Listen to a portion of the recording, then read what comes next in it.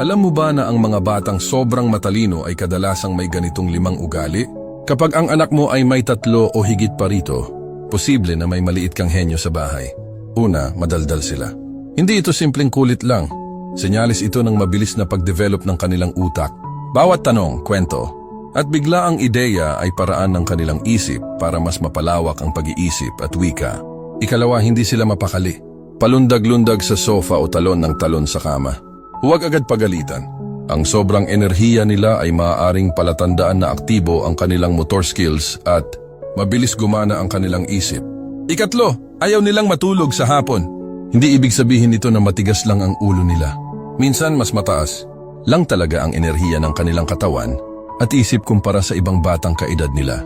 Ika-4, hindi sila mapirmi sa hapagkainan. Kahit nakakainis minsan, ang pagiging mausisa nila at hilig magmasid sa paligid ay bahagi ng kanilang masigla at matalinong personalidad. Huwag mong patayin ang apoy ng kanilang curiosity. Ika-5, madali silang umiyak. Hindi ito kahinaan. Ang batang madaling maapektuhan ay kadalasang sensitibo at puno ng empathy.